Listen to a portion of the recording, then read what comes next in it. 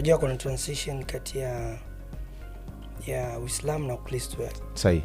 Hilo la kwanza.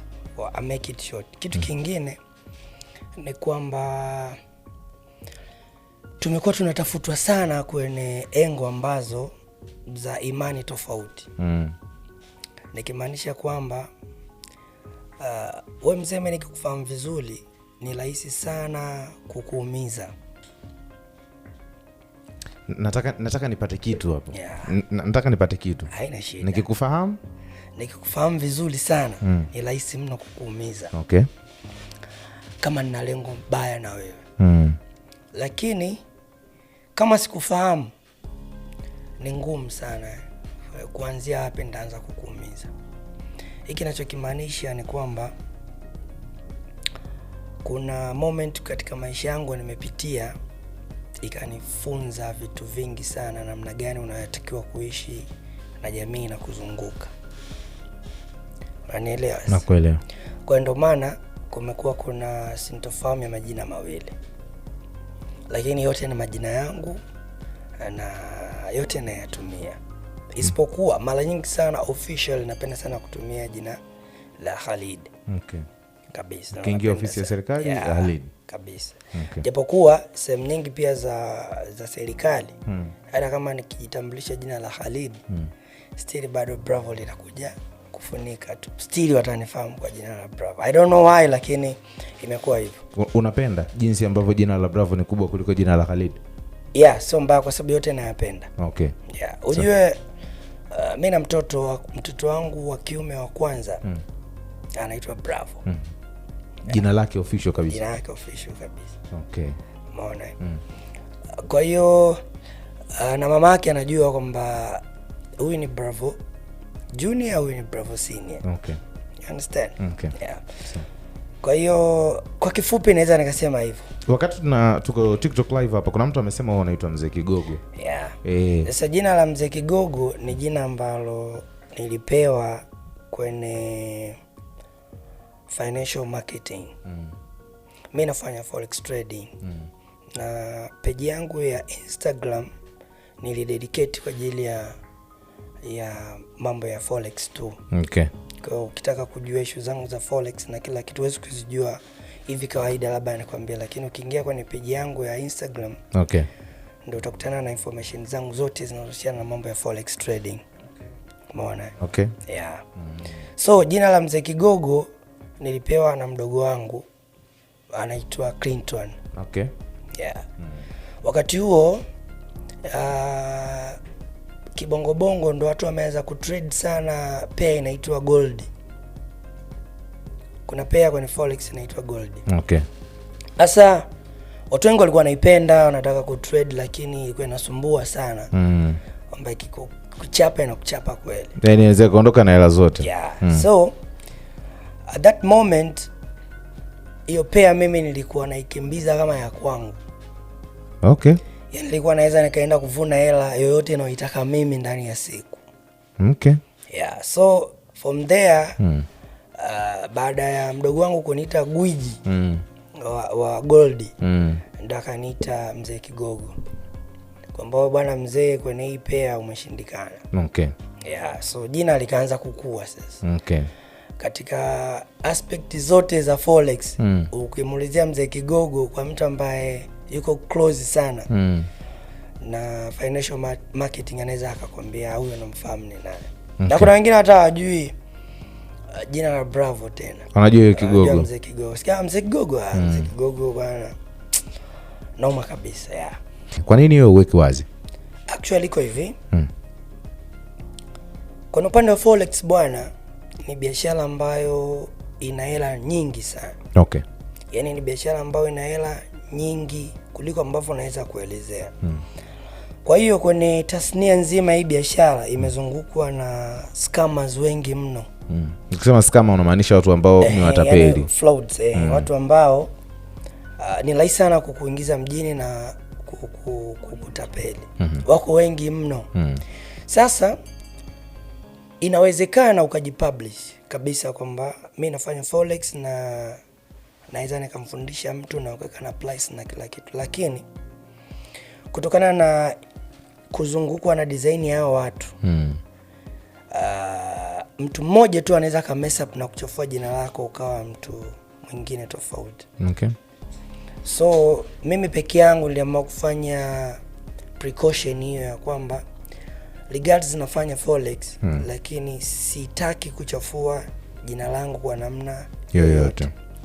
So kwa mtu pekee ambaye ananijua na atanitafuta, nitamshika mkono kadri ambavyo nitaweza. Okay. Lakini siko kwa ajili ya kuambia watu kwamba nafanya forex. Kwa sababu mimi sifanyi forex kwa ajili ya kuwafundisha watu. Wala sifanyi forex kwa ajili ya kuwaonesha watu kwamba mimi najua kufanya forex. Nafanya kama ni sehemu ya biashara yangu ambayo inaniingizia kipato na ambayo inasababisha nimeke hatua moja kwenda nyingine. Okay. Kwa hiyo mtu yote ambaye atakuwa interested na namna ambavyo nafanya, ndio tunaweza tukaget along. Okay. Sio nionyeshe watu kwamba nafanya forex ili niweze kuwa train, hapana. Okay. Kwa sababu kuna muda mwingine huwa na load ya watu wengi. Unakuta labda na watu 20 au watu 200 wote wanataka class. Hapo kumbuka mimi account yangu iko private. Ukiingia kwenye account yangu ya Instagram mimi iko private. Kuna watu na accept na kuna watu na ignore kabisa. Sasa hivi tu account yangu iko private, lakini naweza nikapata watu zaidi ya 200 wanataka darasa. Nikisema niweke labda public, nitaweza kuwaendo. Alafu reaction ya mtu ambaye unamreject itakuwa anapokuomba class. Na watu wako lazima kulipa. Mimi kuna wakati naekaga class zaidi ya $500, lakini watu wanalipa. Kuna wakati huwa naweza nikaeka, naamua tunaweza nikaeka labda kipindi hiki niko free, naeka labda darasa itakuwa let's say labda $250. Watu wanalipa. Na ukitangaza wanalipa immediately. Ambao wote wanakuwa wako serious na hiyo kitu. Sasa unajikuta huko peke yako, huwezi kuenda watu zaidi ya tuseme 200 kwenda juu. Okay. Sasa ukipokea malipo ya watu afu ukashindwa kufanyia darasa. Kuna hapa kama hapa nina schedule ya watu zaidi ya 5. Sijafanya nao darasa kabisa kutokana na ugumu wa ratiba ambazo zimekuwa ngumu. Lakini nashukuru Mungu ananielewa mno. Kwa sababu ukimuelezea na anaona uhalisia inakuwa rahisi mno. Sasa kwa nini nimeamua kufanya hivyo private? Kwa sababu ni kama tuseme biashara naoifanya sasa hivi labda ya club. Biashara ya club naoifanya siandiki kwa watu. Kwamba bwana mimi mfanya biashara wa club. Ila kama kuna kitu ambacho nataka kutangazia watu kinahusiana na club, nitafanya. Na nitatangaza. Okay. Lakini ikiishia wewe kunijua kwamba huyu bwana ni manager tu hapa, inatosha. The rest hiyo sidhani kama inakupasa sana kujua. Kwamba behind of that kuna nini kinaendelea. Ukijua tu kwamba ni manager na ukanipa respect yangu kama hivyo, inatosha kabisa. Umeshanielewa? Okay. Kwa sababu ndio kama nilivyosema mwanzo, mtu akikujua sana ni rahisi sana kukumaliza. Kukudhuru watu wanadhuru wanavyovifahamu. Siongei kwa sababu ya misemo ambayo inapita. Kama siku tutapata muda naweza nikakwambia mimi nimeshanusulika kufa mara 3. Serious. Mara ya kwanza nilishaekewa sumu kwenye chakula na nilazwa hospitali wiki 3. Mara ya pili niliwekewa kitovu cha mtoto mdogo, kile wanasema kikatika, unawekewa niliwekewa kwenye chakula. Mara ya 3 nilitumwa watu waje wakudhuru. Na walifanikiwa actually. Walifanikiwa kunizulu na nilipata jeraha actually kichwani. Maeneo hapa. Lakini namshukuru Mungu lilipona. Uzuri bwana, picha zipo. So wale jamaa walifanikiwa kunipiga, mimi nilikuwa najua ni vibaka. Kwa hiyo nilikuwa nataka kufight back. Lakini baadaye kauli ya mtu wa mwisho ambaye alikuja na panga ndo akasema, wewe wazee, si mambo tumalize hii kazi. Mbona kama tuna negotiate? Understand? Wakanipiga panga pale na wakajua umeshabisha. Kwa sababu nilizima pale. Wazi mimi mtu aliyekuja kuniokoa, siwezi kumtaja live kwa sababu saizi ni mtu mkubwa kidogo. Nikimaanisha ni mtu mwenye mafanikio yake, labda mpaka niweze kusema, lakini nasidhani hata kama yeye anaweza akawa nakumbuka. Saizi ni mtu maarufu kidogo. Alipita na bodaboda, akaniona pale, akastoa wenzake kwamba huyu bro bana anamfahamu, mtu msaidie. Kwa akaniinua pale, akanipakiza kanipeleka mpaka nyumbani. Asijue kama mimi nimeumika, nimezulika. So wakati pale natoka, namshukuru, naingia ndani. Sasa nasikia bado kama kuna michilizi inashuka, yani kama joto hivi. Kuja kujishika hivi nakutana na damu nyingi mno. Umeona zimeshuka kichwani. So nikapiga picha pale, nikamstua tena yeye mwenyewe. Akanichukua akanipeleka kituoni pale, nikapata PF3, nikaenda hospitali. Wakanishona hapa, nishona nyuzi kama 19 kichwani. Baada hapo nikaendelea na mambo yangu. So baada ya wiki, baadhi ya wale jamaa walofanya tukio, mmoja wao alirudi kwa sababu aliondoka na laptop yangu. Mmoja akarudi na ile begi ya laptop. Akaniambia bro, mimi niko lazi, nipeleke hata kituoni. Tulichokufanyia ni kitu kibaya, sisi tulipewa hela. Tulipewa milioni 4 hizi hapa, tuje tukufanya 1 2 3. Na sisi hatukujua kama ni wewe. Tulipewa tu direction moja kwa moja. Hatukujua kama ni wewe. Okay. Umeona? Laiti kama tungejua na wewe, hata hiyo issue tusingeikubali. Umeona? Actually nilipata na hasira, nilitaka nifanye kitu kibaya mno. Kwa sababu unajua mtu ambaye, lakini nilitaka nijue story behind. Kwa nini unanidhuru? Sikutaka kumzuru yule mtu, sikutaka kumfanyia kitu kibaya, ngambia tu. Niambie tu ukweli. Nani aliwapa hela na ilikuwaje? So akanipa full story. Alitupa hela ni mtu fulani na fulani na kwa sababu fulani na fulani. Basi nikachukua laptop yangu, nikaachana na yule kijana.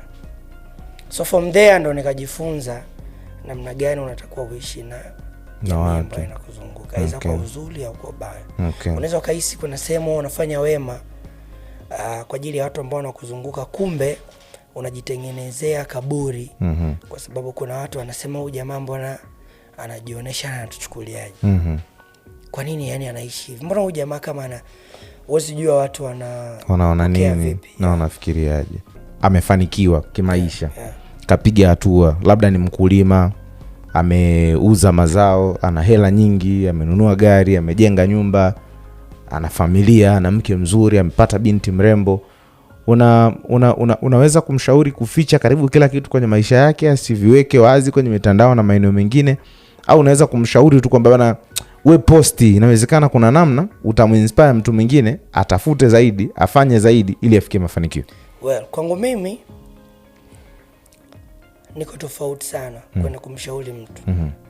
Unajua kuwa kama tuseme public figure au watu kukufahamu ni mapendekezo ya mtu yeye mwenyewe. Kuna mtu hategemea ushauri wako, yeye anapenda. You understand?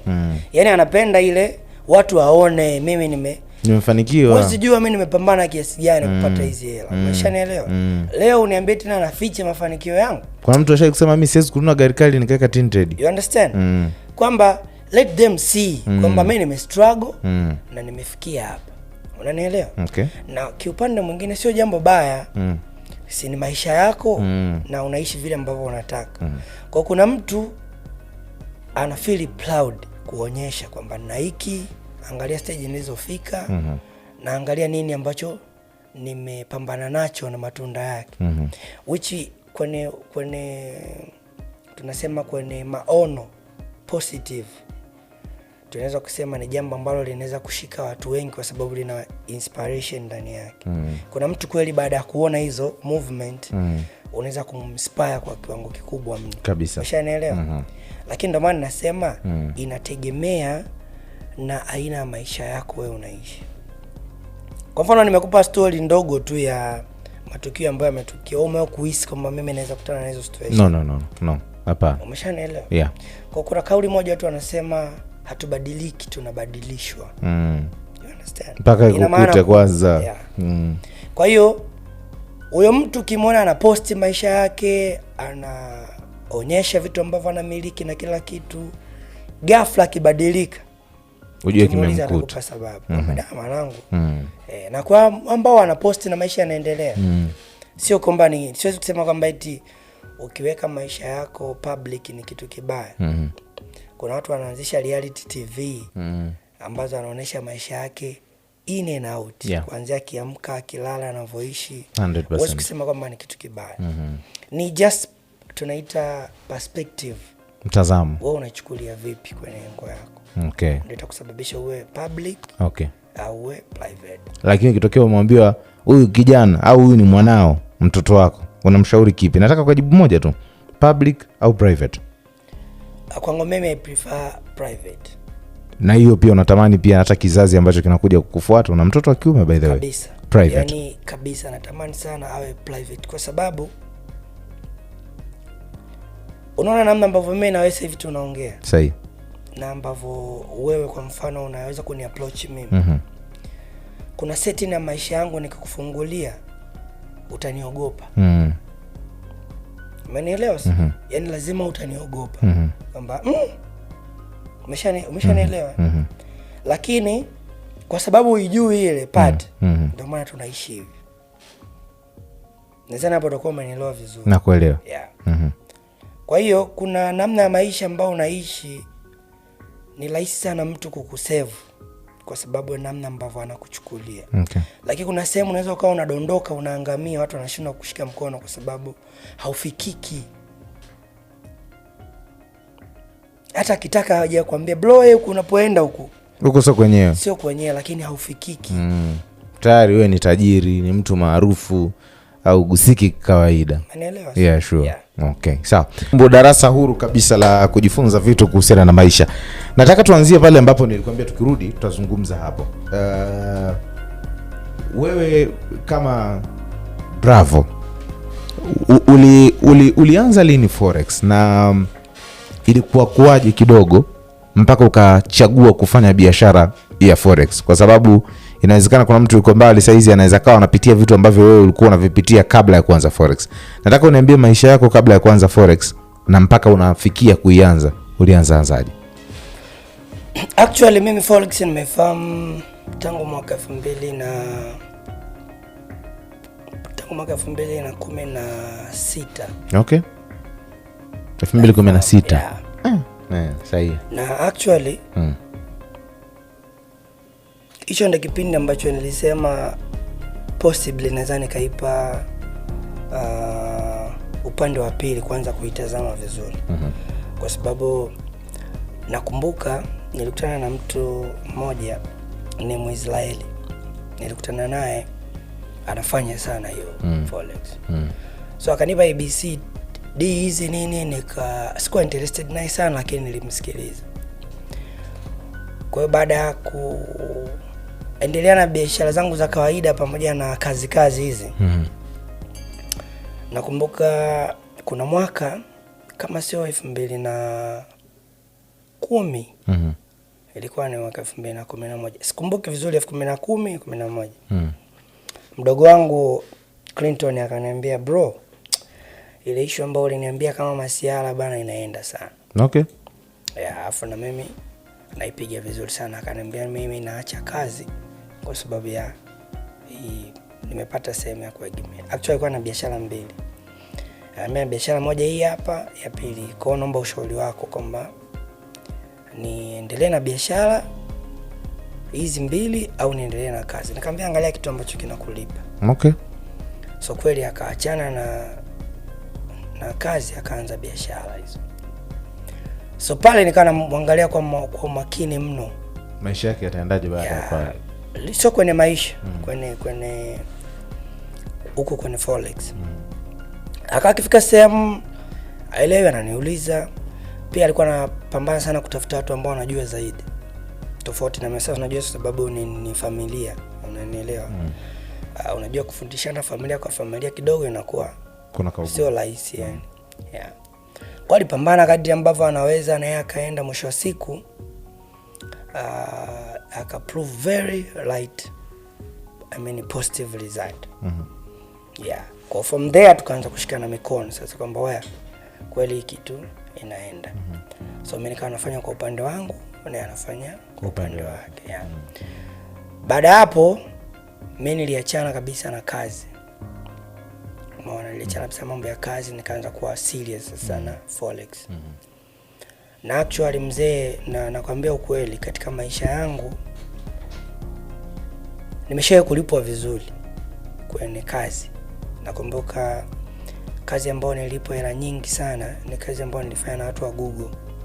Google walikuwa wanalipa kwa saa $380 kwa saa moja, $380. Na nilikuwa nafanya kazi masaa 10. Kwa mtu asiyejua hiyo rate ya $380, tunaongelea kwenye 800,000 hivi, kitu kama hicho. Tunaongelea kwenye kama 800,000 hivi na kisha naelewa. Nilikuwa nalipwa kwa sana, nilikuwa nafanya kazi masaa 10. Ushanielewa? Kwa hapo ukipiga hesabu ya kawaida, maana yake tunaongelea kama $3,000 inakuja kuanguka hivi kwa siku. Kwa siku moja. Ndo tuseme moja ya kazi ambazo zinilipwa vizuri sana. Ushanielewa? Nilifanya miezi 3. Ushanielewa? Lakini hela ambayo nilitengeneza kwenye forex tusisema hata mara 1000 ya ile ambayo ulikuwa unatengeneza, ambayo nilikuwa nalipwa. Ushanielewa? Mimi kwenye forex nilikuwa, mtu akikwambia ni gwiji anamaanisha gwiji. Nilikuwa natengeneza hela anayoitaka mimi kwenye forex. Na watu ambao wananifahamu vizuri yani kwenye hili swala nao liongelea, wao watakuwa ni mmoja wao ambao watakuwa na proof kwamba huyu mtu anachokisema ni sahihi, kinamaanisha nini. Nilikuwa natengeneza hela ndefu sana. Ilifika wakati mimi kwenye e-wallet yangu nilikuwa nina dola za Kimarekani zisizopungua milioni 36. Naam? Au ukitaka nikuoneshe nitakuonesha baada ya kipindi. Dola milioni 36 kwenye account. You can understand. Ya forex. Umeshanielewa? Ndio maana nakwambia ni moja kati ya biashara yenye hela ndefu, asija kudanganya mtu. Forex kabisa.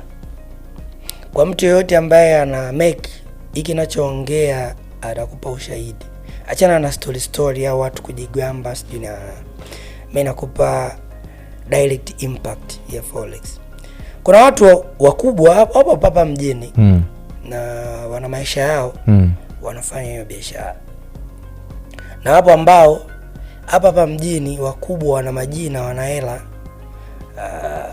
mimi nishawashika mkono kwenye forex, nimewafundisha step by step, lakini siwezi kutaja hapa kwa kipindi kwa sababu kila mtu ana namna ambavyo anapenda watu waone mambo. Lakini watu ambao wamefanikiwa na wana maisha mazuri sana hapa mjini, hapa Iringa.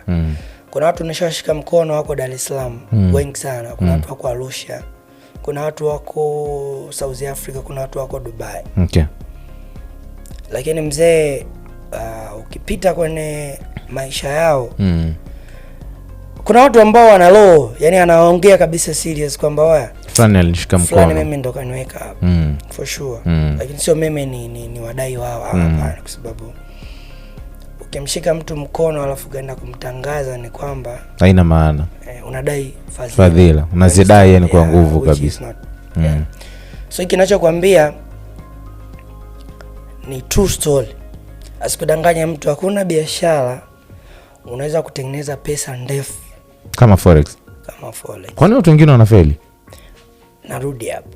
Nitakwambia kwa nini watu wanafeli. Mfano mdogo kama mimi niliwahi kupata hasara ya zaidi ya dola milioni 18. Milioni 18.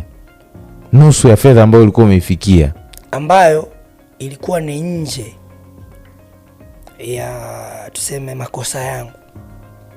Mimi nilitengeneza mwanya wa kuja kupata hiyo hasara. You understand? Ilikuwaje? Ilikuwa hivi. Tofauti na hizi biashara, mimi nafanya project tofauti. Kuna project moja nilikuwa nataka kuifanya, nilikuwa nahitaji sana watu wa IT. Nilikuwa nataka watu kama 3 kwa ajili ya kunisaidia kukamilisha ile project yangu. Sasa nilitangaza kwenye page yangu ya IG kwamba nahitaji watu 3 wa IT. na nitawalipa tu vizuri. Kuna watu walikuwa wanatuma request nyingi unajua kule na nilikuwa nafanya mimi mwenyewe, yani nachambua huyu fresh huyu. Sasa kuna dogo mmoja ni Muhindi yuko India huko, alinitumia friend request kwa sababu mimi si page yangu iko private yeah. Siku accept on the moment. Umeona, siku nakuja ku accept, kesho yake kama amenitumia message pia sikuiona. Kwa nilikuwa na message nyingi za kujibu watu wengine tofauti.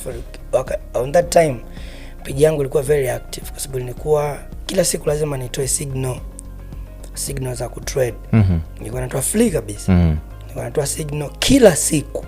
Kwa siku naweza ngatoa mara 5 mara 3. Imekuwa busy sana day, nitatoa mara 2. Kwa kuna feedback zilikuwa zinakuja, bro asante umetoa signal, tumemake kiasi hiki, nimemake hiki. Yote nilikuwa nafanya page inakuwa active sana. So mpaka nakuja kumcheki yeye ni baada ya tukio kutokea. Okay. Mara nyingi nilikuwa na posti sana zile impact ya signal ambazo nilikuwa natoa kwa watu. Nilikuwa nina group ya signal ambayo ilikuwa kuingia kwenye ile group ni 200,000 kwa mwezi. Nilikuwa na watu zaidi ya 400 kwenye ile group. Kwa hiyo kila ambacho kilikuwa kinaendelea kwenye group nilikuwa nakiposti direct kwenye page yangu. Kwa hiyo sikuwa na feature hata tuseme details zangu za kwenye account. Unaposti kama ilivyo. Lazima mtu aone is it real au demo au huyu jamaa anafanya nini, unielewa? So yule dogo alitumia ile opportunity. Nilikuja kumuelewa mwishoni kwamba hakukusudia kwa sababu yeye hajui kabisa masuala ya forex. Lakini aliingia kwenye ile, alichukua zile credit zangu, zile details zangu, akaweza kupenetrate kwenye account yako. Akuingia actually kwenye account. Aliweza kuingia kwenye MT5. Kwa kila account iliyokuwepo kwenye MT5 yangu alichapa entry. Na alikuwa anachapa entry sio kwamba kwa kusudia. Alitaka ni prove mimi kwamba I deserve hiyo nafasi. Kwenye IT. Yani jinsi gani niko good. Kwa hiyo nakumbuka last time mimi natoka kwenye nimefunga trade yangu. Nilikuwa nimetoka ku prove right, nilikuwa nimefanya entry kama 4 kwenye lot size ya 200. Nilifanya entry 4 kwenye lot size ya 200. Ilikuwa kama ni challenge kwenye page yangu.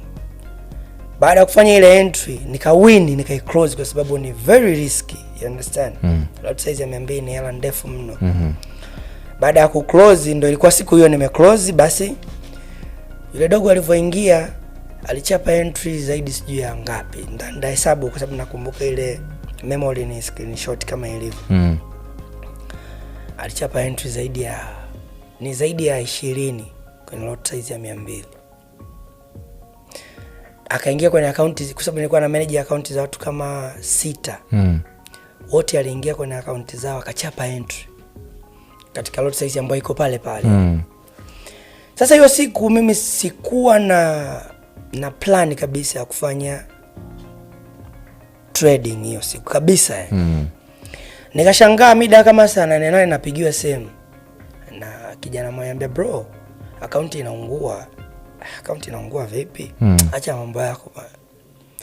Bro serious, account inaungua. Account inaungua tena. Inaungua vipi? Nikamwambia anyway. Nikampouzia kwa sababu mimi sijaingia, si kufanya entry yote ile siku. Sikuingia wala nini. Nikampouzia.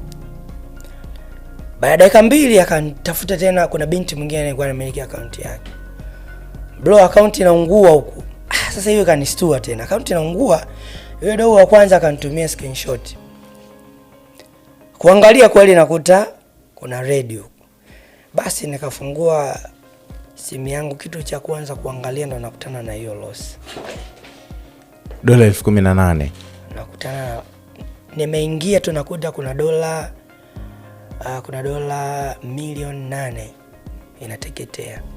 Nakuonesha hapa, yani sikupi story, nataka uone. Inateketea.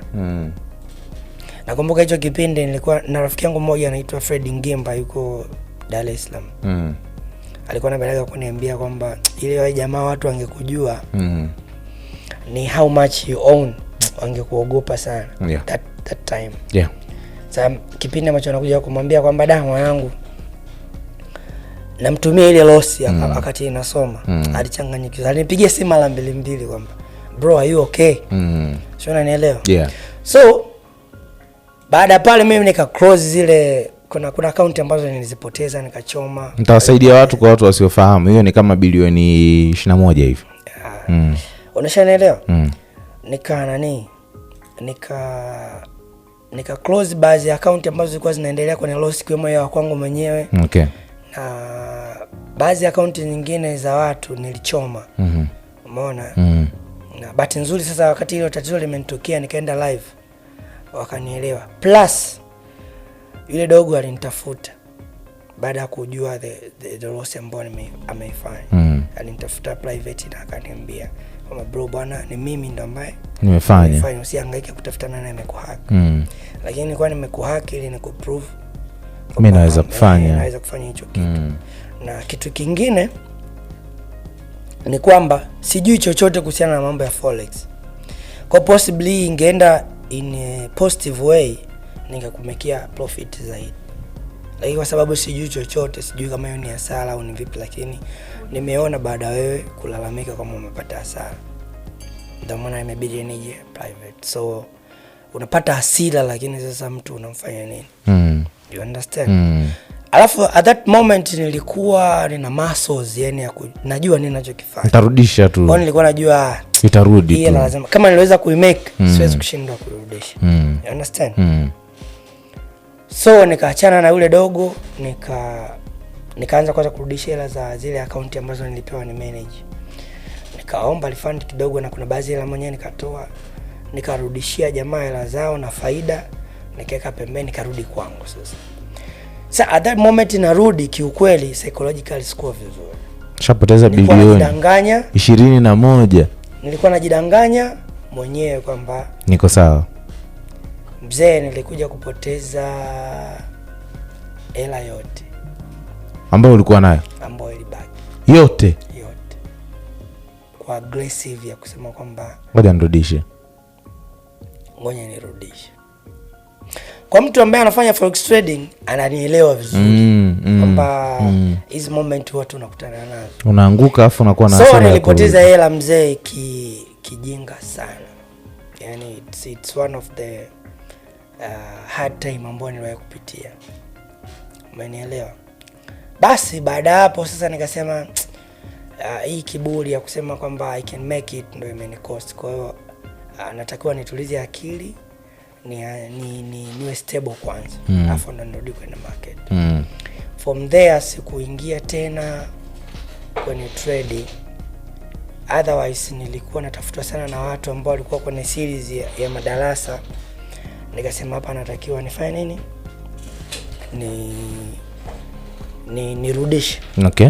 Niwafundishe kwanza ambao niwaweka pen. Nilikuwa na watu zaidi ya 360. Wote walikuwa pending wanataka darasa. Kwa nikasema this time warudishe naanza kufundisha tena. Ili utengeneze, yani sasa mbali na kwamba unatakiwa kuweka maarifa, ila hata kama ni kuwaza kuhusu mtaji utaupatia hapo sasa kwa watu ambao unataka kuanza kuwafundisha. Actually sio kwamba sikuwa na mtaji. Yani hela ambayo nilipoteza ni hela ambayo ilikuwepo kwenye forex account yangu. Achana na hela ambayo nilikuwa nimeweza kuisave pembeni. Umeshatoa. Umenielewa? Na nilikuwa na target, ndio maana ile nakumbuka kuna rafiki yangu mmoja wa karibu sana anaitwa George Fuime. Ni mmoja kati ya watu wangu wa karibu mno. Yaani mtu wa kwanza ambaye alikuwa ananiambia bro, hii hela toa. Umeshanielewa? Hii hela toa. Hii hela toa, weka benki. Okay. Au tafuta sehemu yoyote ile, tafuta. Sasa kwa sababu mimi najua anachokifanya. Kaambia wewe mzee, mbona unakuwa muoga? Yaani kwa nini nitoe hiyo hela? Yani kwa nini nitoe? Yani hapo kuna bilioni hapo tunazozungumzia zinazunguka. Mimi nikiongea hapa zitakuwa ni kama story. Sahihi. lakini kuna watu wa karibu ambao wananifahamu. Ninachokwambia sio kila mtu anajua upande wangu wa pili. Sahi. Lakini kwa watu ambao wananifahamu vizuri watakupa story ambao wanakupa direct kabisa, watakusimulia kwamba huyu mtu alikuwa ni mkubwa kiasi gani. So ndugu yangu Fuime alikuwa ananiambia, wewe mzee, unaona mpaka hao ma CEO blockers wanakupigia simu direct. Kwamba yani mimi nisipoingia kwenye trade zangu napigiwa simu na blocker. Taulizwa uko sawa, unaendelea vizuri. Nishapewa hizi invitation nyingi sana za kusafiri nje kwa sababu ma blocker wanatoa hizo vitu. Lakini mimi nilikuwa siku sana kufanya biashara nao moja kwa moja kwa sababu at that time nilikuwa very aggressive kwenye trade zangu mwenyewe na nilikuwa na depend kwenye trade zangu mwenyewe. Kwa hiyo nakumbuka hii kitu siwezi kuja kuisahau, yani alinisisitiza sana Mr. Fuime, toa wewe mzee, hela toa, chochote kinaweza katokea. Nikamwambia over my dead bad, siwezi kutoa hiyo hela mimi mpaka nifikie target yangu kwa sababu nina project nataka kuifanya. Nahitaji hela nyingi sana. Na alafu sitamani tena kurudi kule nyuma. Kwa hiyo hela liwalo na liwe, lakini I have to get somewhere. Sio kwamba lazima watu wanijue kwamba nina hela au sina hela, ila natakiwa nifikie malengo yangu. Ndio kitu ambacho nilikuwa namwambia. So ilipotokea hiyo situation, mtu wa kwanza kumface alikuwa ni, na mtu wa pili ambaye alinitafuta na kunifariji ni mdogo wangu Clinton. Alinipigia simu na mdogo wangu mwingine tena anaitwa Kodoba, yupo kwenye Forex pia, kanipigia simu. Kuna wadogo kama, yani nina watu wangu wa karibu kama 15 walinitafuta na hiyo kuni please kwamba bro no. Kuna mdogo wangu mwingine anaitwa Jerome. Njoka kidogo nyuma nikusikie vizuri. Yeah, kuna mdogo wangu mwingine anaitwa Jerome. Naye ni mmoja kati ambao walini please. Yani kila mtu alihisi kwamba huyu mzee anaenda kuchanganyikiwa. So hata hii kuwa calm na kuwa kawaida hivi ni kwamba tu nimekuwa labda very powerful psychological. Ndio maana niliweza kustabilize na kujua kwamba hizi hela nizitafuta zimepotea, money comes and go.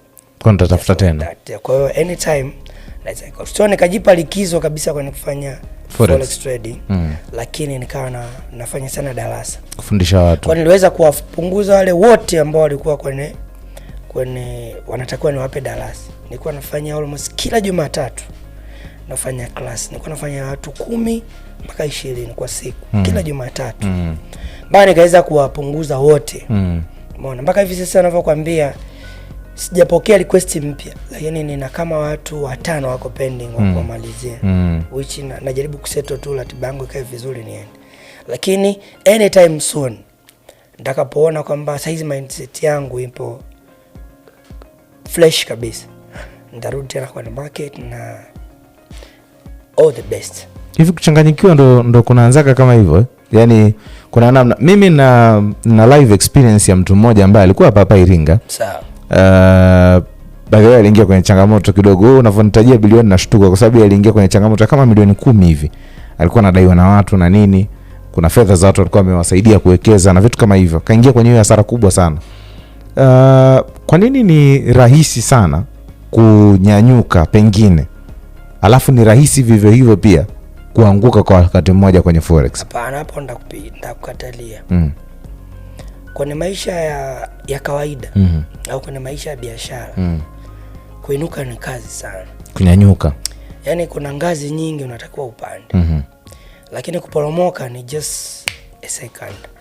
Kama uliporomoka usiku mmoja, yani ukiwa juu ya mti ukikosea step umeanguka. Ukianguka ni direct, yani uko chini. Ndio kitu ambacho kinatokea uhalisia kwenye biashara. Na sio kwenye forex tu, ni hata kwenye biashara hizi zote za kawaida ambazo tunafanya.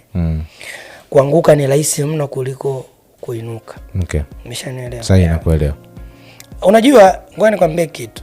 Hizi stories sio nzuri sana kushare kwa sababu gani? Zinawatisha watu. Unapomwambia mtu kwamba there is billions of money forex, alafu akikuangalia sio rahisi mtu kulilete. Mimi kuangalia hivi wewe umenitajia hapa dola milioni 8 zilipotea.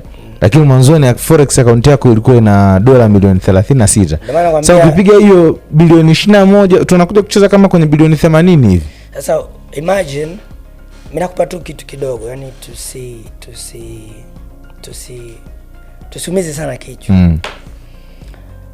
Nani anaweza kuamini kwamba mimi niko hapa Iringa naishi hivi ambavyo naishi kila siku ambavyo unaniona? Naweza nikamiliki kiasi hicho cha hela. Nani anaweza? Yaani hata nikikutana na wewe hivi barabarani saa hizi wewe ndo Bravo bilioni 80, hakuna binadamu yeyote atakayeamini. Probably hata kama hivi unavyosimulia watu wengi watakuwa wanahisi wewe anapiga tu story. Na mimi ninachokuambia ndio maana nakwambia sio story za kusimulia, kwa sababu take it from me. Ukiongelea swala la hela sio swala la story kabisa. Alafu ndio kama nilivyokuambia kwa nini nimefanya account yangu iwe private. Kwa sababu kuna mtu anataka kuja tu kushuhudia kwamba huyo Bravo gani? Anaona bilioni 80 huyo. Nani huyo kwanza? Hebu anaonekanaje? Lakini naweza nikakupa assignment. Ingia kwenye page yangu. Afu uliza. Mimi nakuruhusu. Mimi nishawahi kutoa kama miaka 5 nyuma. Hii kitu kuna mtu ambaye hapa alikuwa anaijua na unaweza ukaconfirm umuulize. Ni John iPhone. Unaweza kumuuliza akakwambia. Njoo kwenye mic hapa nataka nikusikie. Yaani anaweza akakwambia. John iPhone. Mimi nilishawahi kutoa giveaway ya dola 800 bure. Dola 800. Na hakuna mtu anajua. Zaidi ya watu ambao walikuwa wananifuatilia kwenye page yangu. Ukikutana na mtu ambaye ananifahamu vizuri, ndio hicho ninachokuambia, ukutana na mtu ambaye ananifahamu vizuri, atakwambia. Na mpaka leo wako vijana ambao ni mashuhuda. Watakwambia kwamba oya Bravo mimi ashanishika mkono hapa hapa na hapa. Lakini kwa nini wewe ujitangaze? Sahihi. Hela ni zako. Na ufikie sehemu ya kugawa bilioni 2 bure. Sikiliza. Hela ni zako mzee. Kwa nini uaminishe watu wewe una hela wakati hela ni zako? Sio kama unatafuta utapeli au unatafuta kuna kitu unatafuta. Kwa nini unakitafuta mpaka uaminishe watu wewe una hela? Okay. So that's why mimi hata ukiniona hivi nilivyo, niwe na hela, niwe sina hela, niwe nakula chochote, niwe naishi, you can't judge me. Ni mtu yule. Mimi ni yani hata ningekuwa na miliki kiasi gani cha pesa, hainiondolei kwamba mimi ni binadamu wa kawaida kama wewe. Hakuna utofauti. Hata nimiliki kitu gani hapa sasa hivi, hata kofia ngezama nzima hiyo. Sasa hizi sijui tungekuwa tunaongea vitu gani. Ndakuonesha kwa sababu hivi vitu vyote ambavyo nakwambia sio story, vipo. Yaani ndakuonesha kabisa. Ninavyokuambia hii ni USD milioni 36 hii hapa ndakuonesha. Ndakuonesha kovu mpaka linapona, mpaka kidonda kabla hata sijaenda hospitali. Ndakuonyesha. You understand? Lakini siko hapa kwa ajili ya kuwaambia watu kwamba au kuaminisha hivi vitu vinawezekana. Kwa sababu wapo watu wanafanya na wanaona profit zake. Ila kwa ambao mimi nilishawahi kuwashika mkono na kuona, wanajua. Umeshanielewa? Yaani wanajua kwamba huyu jamaa anaongelea kitu gani. Sawa. Ilikuwa rahisi kwako kutoa bilioni 2 kwenye ile dola milioni 36 uliokuwa nayo, kutoa dola 800. Haipungui. Inawezekana haipungui. Hapana, naweza ngakupa story. Ilikuwaje? Actually kuna mtu alinipa account yake ni manage. Ilikuwa na dola 5,000. Niliweza kutoa dola 5,000 mpaka dola 2,500. Umeshanielewa? Kwa hiyo shukrani ambayo alinipa kutoka, kwa sababu tulikubaliana mimi nilikuwa na manage kipindi cha account kwa dola 800. Alinipa dola 800 yangu kwa hiyo kabakia dola yake 2,500. Alinipa dola 800 kwa ajili ya kumanage account. Alafu yeye akanipa dola 5,000 kwa ajili kama mtaji. Ili niweze kumanage account yake. Kwa hiyo nikatoa dola 5,000 mpaka dola 2,500. Kwa hiyo kuna dola 2,500. Kuna ile dola 2,500 yule jamaa akaniachia mimi dola 5,000.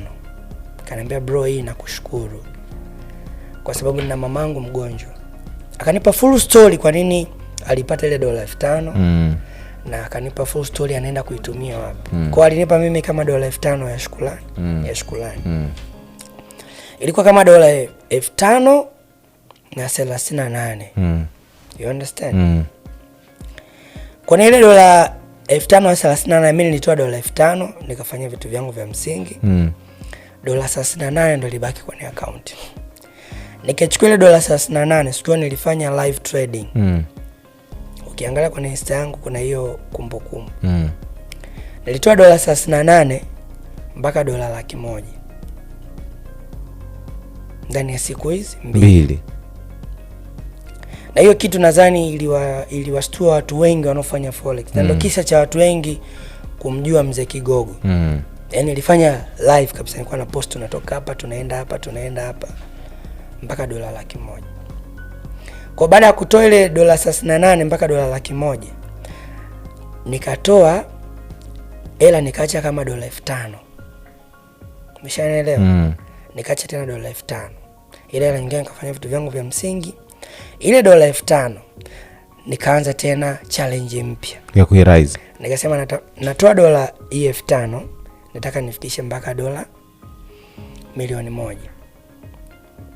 Ndo safari ilianzia hapo. Kwa nilivyoweza ndani ya wiki moja niliweza kutoa $5,000 mpaka $1,000,000. Wiki moja. Ndani nikasema hii hela sio yangu. Mimi nilipewa kama asante. Kwa na mimi natoa $800,000 kwa ajili ya kutoa kama nini? Asante. Umeona? Kwa mtu yoyote ambaye anafanya biashara lakini amefika sehemu hawezi kumeki hatua za mbele.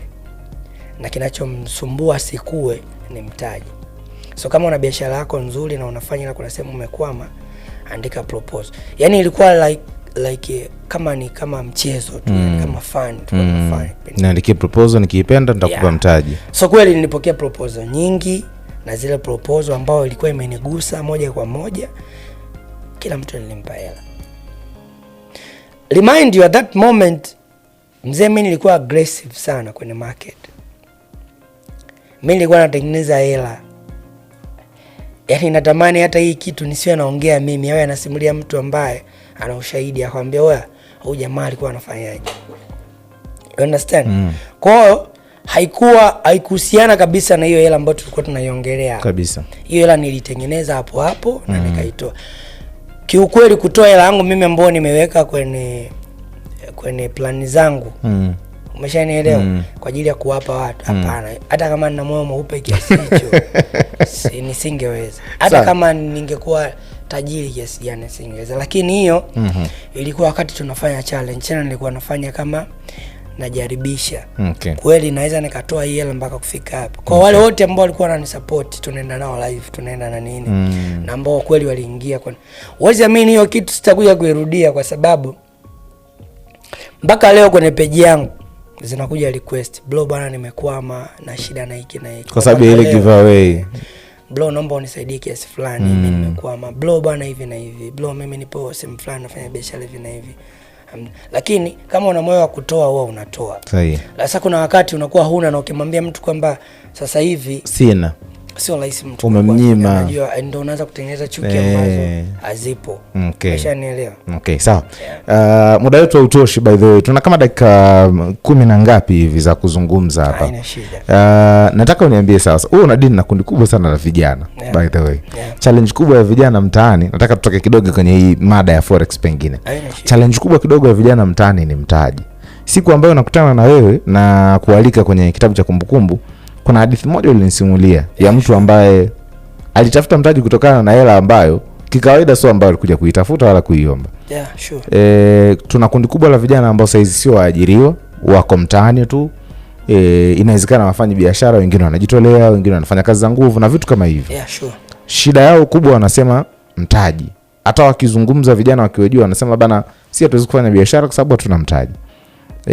Nataka uniekee namna nzuri ambayo unafikiri kijana asiye na mtaji anaweza kupiga hatua kimaisha. Ukombozi unaanzia kwenye fikra, na kama unaanzia kwenye fikra unaanzia wapi? Na ukitokea umekutana na darasa fulani ambalo unatakiwa uwe mentor wa vijana wasio na mtaji, nini ambacho utawaambia? Kitu cha kwanza ambacho naweza kukisema ni kwamba changamoto ya mtaji ipo na ikimbiliki. Ili uweze kufanikiwa lazima uwe na mtaji. Sahihi. Lakini changamoto ambayo mimi naiona kwa sisi vijana na ambayo ndio inawaumiza, kila mtu anahisi mtaji ni pesa. Sahihi. Hiyo ndio changamoto. Ukishakuwa na mentality ya mtaji ni pesa, ni ngumu sana kuja kufanikiwa. Okay. Ndakwambia kwa nini. Unajua sasa hizi kuna source tofauti za hela, si ndio? Mfano kama wewe sasa hivi umeingiza mkeka wako. Umetia odi za kutosha. Bahati nasibu tuseme. Sahihi. Umetia odi zako labda kama una odi 1000. Odds 1000. Ukatia zako kila kama 10,000 tu. Bahati mbaya bahati nzuri imebuma. Ukapokea hapa let's say labda milioni 100 hizi hapa. Watu wakikupa miaka 3 umeisha. Hata mwaka tu mmoja. Swali ni kwa nini? Kama kweli mtaji ni pesa, huyo mtu kapata milioni 100, kwa nini amerudi tena kuwa maskini? Unahisi kwamba hana akili? Au unahisi kwamba akupata watu sahihi ambao walimshauri afanye nini? Kujiandaa. Au sikiza, umeshapata ile milioni 100, kuna mtu anakuambia fungua biashara nguo za watoto. Watoto wanazaliwa kila siku. Inalipa sana. Unaona fulani anavyoenda. Unaenda pale kujifunza. Hivyo mzee, umewezaje kufanikiwa kwenye hii biashara ya watoto? Umetia mtaji kiasi gani? Anakuambia mimi hizi na mtaji wa milioni 20. Si ndio? Ukichukua frame na kila kitu na milioni 20 hapa nimetia. Okay. Unafanyaje? Mimi nauza nguo, watu wanakuja kununua kwa sababu watu wapo. Unaenda kutafuta frame sehemu nzuri mjini. Unamvua hadi mtu. Ushanielewa? Unatia duka lako pale la nguo za watoto. Unatia pale milioni 20 kama ilivyo. Kila kitu ambacho kinahusiana na watoto. Umeshanielewa? Miezi 6 mbele mwenye nyumba anataka kodi. Wewe hata hela, yani hela ambayo ya kutoa kwenye ile biashara kumlipa kodi una. Sasa ndo kwanza umeingia kwenye biashara, niambie mimi. Utaendelea na hiyo biashara wakati uko nyuma una milioni 70 zimebaki tu. Hii na ifilisi, utaenda kutafuta nyingine. Utaendelea na hiyo biashara? Haiwezekani. Unasema tu kwamba wewe hailipi. Hii biashara kichaa hailipi bwana. Miezi 6 nakosa hata hela ya kulipa tena kodi. Sasa nafanya nini? Unafunga ile biashara. Unaenda kufungua biashara nyingine. Sahihi. So ukifungua biashara zako 2-3, hela ile umeizika. Unajua unapoua biashara ya kwanza unafungua pili, umeua hela pia. Kwa baada ya muda kidogo hakuna hela ambayo unabaki nayo na watu wanaanza kuona huyu jamaa ana akili. Sahihi. Juzi tu alikuwa na kiasi hiki. Sahihi. Kwa kumbe ninachojaribu kukisema hapa ni kwamba 90% ya mtaji ni idea au wazo ambalo linaweza kutekelezeka. Unajua ukiwa na ndoto kubwa ambayo haiwezi kutekelezeka, utaota milele, huwezi kuamka. Lakini ukiwa na ndoto fupi na inaweza kutekelezeka, utalala saa 10, saa 1 asubuhi umeamka. Na ukaitafakari ile ndoto yako. Chukua kinachokwambia. Sahihi. Kwa maana hii hapa mathematics iko very clean. Sawa, ina complication kwa watu wenye akili nyingi. Mathematics. Kwa sababu unaposema 1 times 1 is equal to 1. Sasa nini maana ya kumultiply? Shazidisha tayari, mbona tena moja mara moja tena moja? You understand? Lakini there is a logic behind kwa nini 1 times 1 ni 1. Na the same thing, ukichukua 0 times something lazima upate 0. Hiyo ndo maana halisi sasa kwenye biashara. Okay. Haijalishi unapata pesa kiasi gani, times na 0 lazima uanguke kwenye 0. Lakini ukiwa na wazo ambalo linaishi na kutekelezeka, ukizidisha hata na kwa 10,000 lazima you get something. Okay. You understand? Okay. Kwa hiyo unaweza ukawa una plani ya kufungua biashara ya milioni 5. Ukisubiri hiyo 500 mpaka uishike, usubiri milele. Mpaka itokee zali. Lakini kama unaona opportunity ya kufanya hiyo biashara kwa mtaji wa milioni 5, anza kutafuta hii 10,000 kwenye idea hiyo ya biashara ambayo unataka kuifanya. Sahihi. Umeshanielewa? Nakuelewa. Ukiona unaweza kuingiza 10,000 kwenye hilo wazo lako, kila 10,000 utakaoizidisha na hilo wazo lako, baada ya muda kidogo utakuwa umefika mbali. Si unanielewa? Nakuelewa. Hilo ndo kitu pekee ushauri naweza nikatoa kwa vijana wenzangu. Okay. Yeah.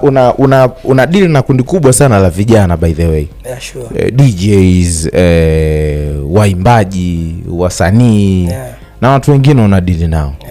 Yeah. Iringa yetu ina changamoto ya kutokutoa watu wakubwa kwenye hayo maeneo. Yeah. Yaani ma DJ wakubwa, wasanii wakubwa, watu wa entertainment wakubwa, wabunifu labda wa kuandaa shughuli na vitu vingine kama hivyo.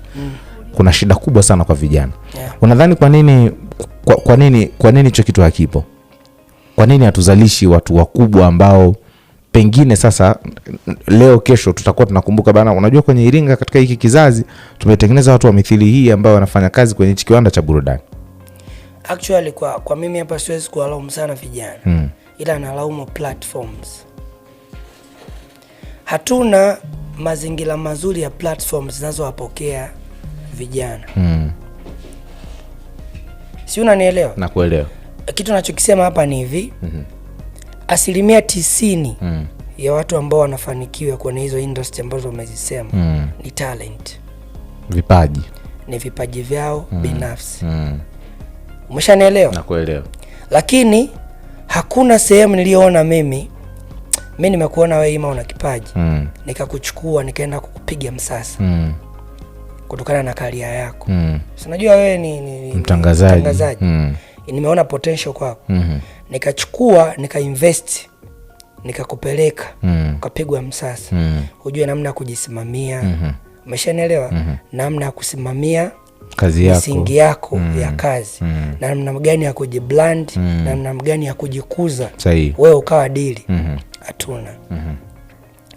Kwa hiyo kuna DJ kajipambania, maskini ya Mungu, ukapata hela kidogo, kaenda kujifunza udj. Baada ya kujua udj na kwa sababu ni talent anapenda, anarudi mtaani sasa. Mtu anaanza kutafuta nini? Opportunities, si ndio? Akipata leo kapiga klabu hii, kesho kapiga klabu ile, watu wanamjua, wewe una kipaji, kukusifia una kipaji sio kukusababisha wewe ukatoboa au kavimba kichwa ukajiona mkubwa. Umeshanielewa? Ila mtu ambaye atakuchukua na kwenda kukutengeneza, huyo ndo mtu wa msingi ambao ndo tunawakosa kwenye kiwanda chetu. Na ndio maana unaona watu wengi hawafiki sehemu. Okay. Yeah. Okay. Sawa. Wewe mtu mwema, kuna assignment moja ulinipa. Yeah. Nitafute baadhi ya watu. Yeah. Kwa bahati mbaya ile assignment ilikuwa ngumu kidogo. It's okay. Hawakuwa watu wepesi kuwapata. Yeah, sure. Lakini mmoja kati ya washikaji zangu mimi wa karibu, ni mtu aliniambia kuhusiana na hadithi yake. By the way nitaisema lakini sitamsema ni nani. Right. Aliniambia siku moja nilikuwa na shida sana. By the way alikuwa anafanya kazi sehemu kama mtu wa kujitolea na vitu kama hivyo. Yeah, hakukuwa na malipo. Okay. Wakaniambia siku moja mimi nilikuwa na shida na 10,000. Kwa bahati mbaya hiyo 10,000 au 20,000 nilikuwa na shida nayo ilikuwa ni ya kununua dawa tu. Yeah. Alikuwa anaishi na mtu ambaye yuko naye kwenye mahusiano, yuko ndani, anaumwa, hana namna ya kumsaidia. Okay.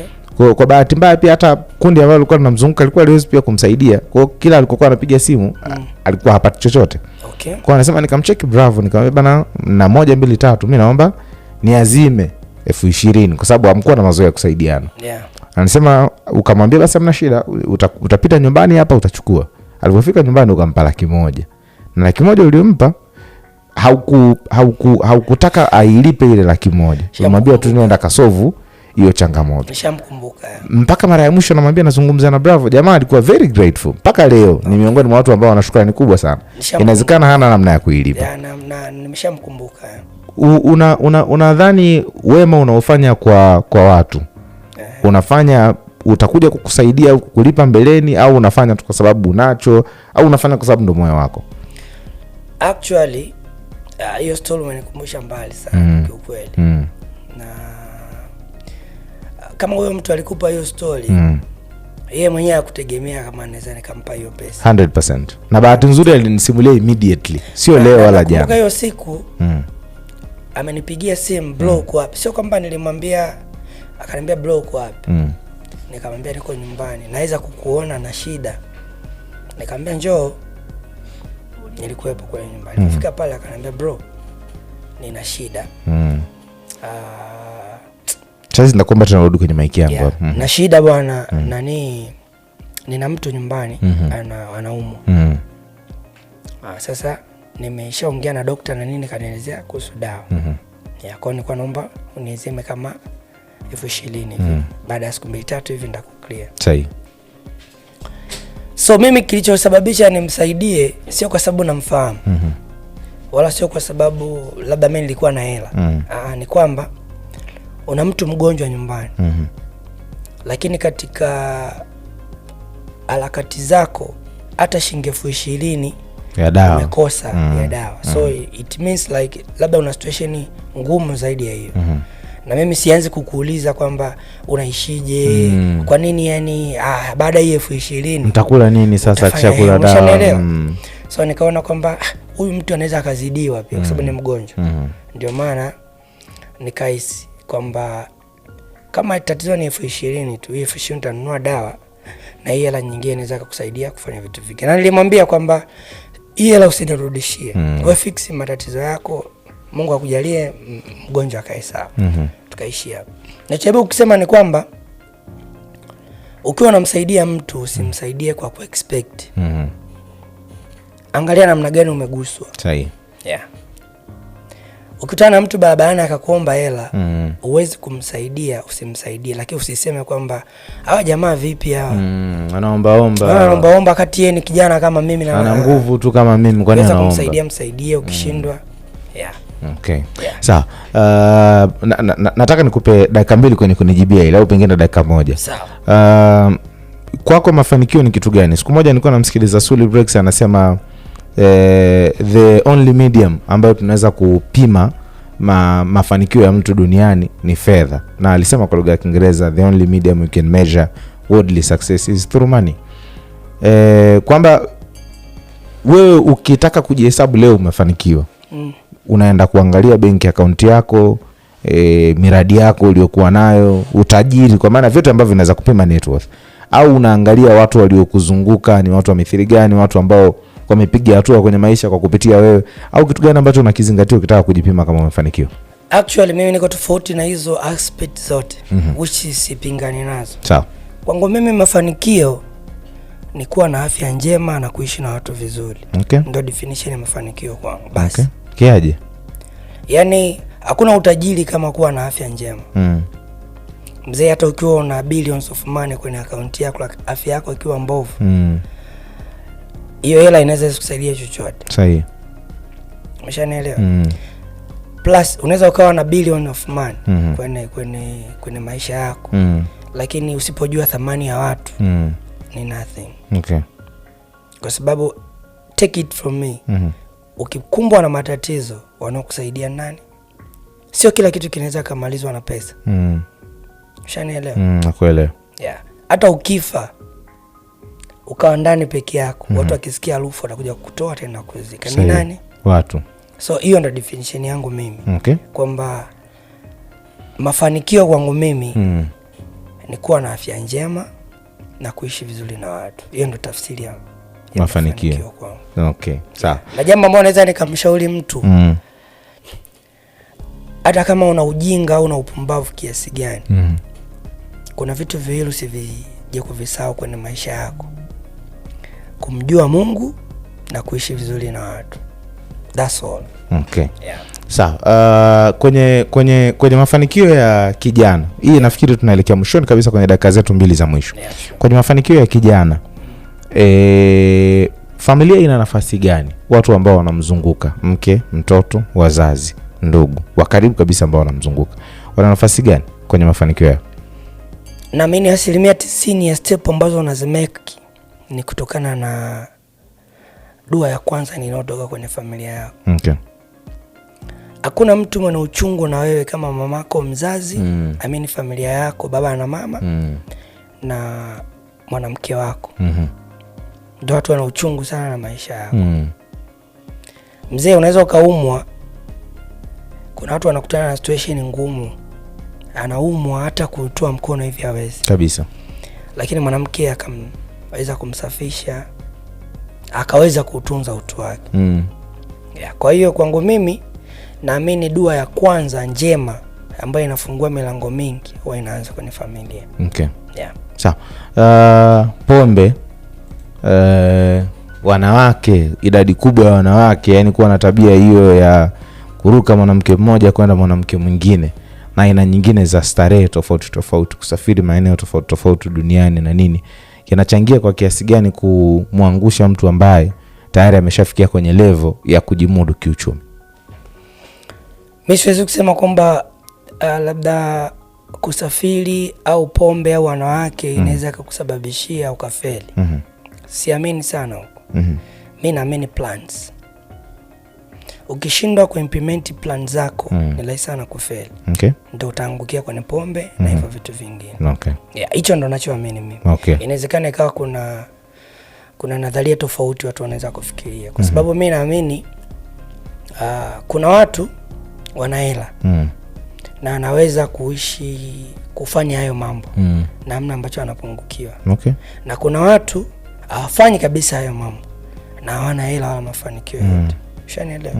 Na kuna watu wana mafanikio na hawafanyi hayo mambo kabisa. Kwa hiyo nadhani ni plans zako zikifeli ni rahisi sana kuanguka. Kwa lakini watu wanaona ile output tu, kuona labda unalewa sana au unachanganya hivi. Wasijue nini ambacho kimesababisha nyuma, wakakuona tu umedondoka. Hicho ndo ninachoamini mimi. Dakika moja ya mwisho. Nikipata hela niende nikajenge nyumba ya kuishi au niende nikatafute biashara ya kufanya? Ukipata hela jaribu kuimultiply. Sasa utajua wewe utaimultiply vipi kwanza.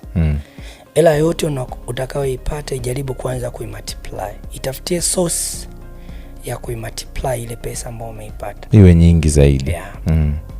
Kwa sababu the more you get money, the more unaweza ukafanya investment au vitu vingine. Okay. Okay. Sawa, ilikuwa siku nzuri by the way. Mimi nimeenjoy, nimetumia hapa takriban kama masaa mawili kuzungumza na wewe.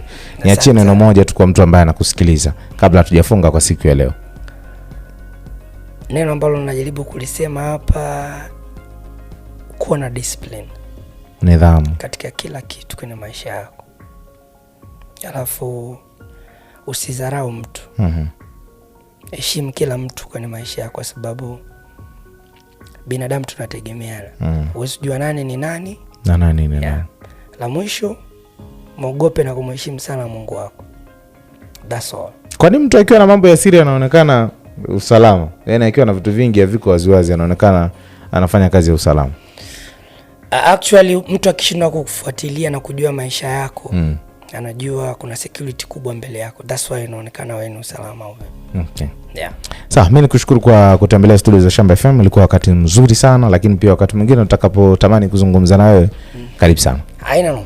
Ilikuwa siku nzuri sana kuzungumza na Bravo Breezy kwa upande wa siku ya leo. Mimi nimeenjoy by the way. Nimepata vya kujifunza ambavyo nikiondoka navyo leo, na hakika pia na wewe ambaye unanisikiliza utapata nafasi ya kujifunza. Cha msingi tu ni katika haya ambayo tunayafanya hapa katika kitabu chetu cha kumbukumbu.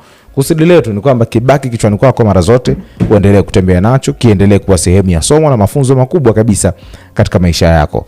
Mahojiano ambayo tumeyafanya leo yatapatikana katika mitandao ya kijamii tofauti tofauti, Instagram, YouTube, TikTok, lakini pia Facebook pamoja na maeneo mengine. Kwako ambao umekosa au umekuja kwa kuchelewa, mimi naitwa Emmanuel Goodluck. Leo ilikuwa ni kitabu cha kumbukumbu na Bravo Breezy, tarehe 27 mwezi wa 6 mwaka 2026. Ukomo unafikia hapa.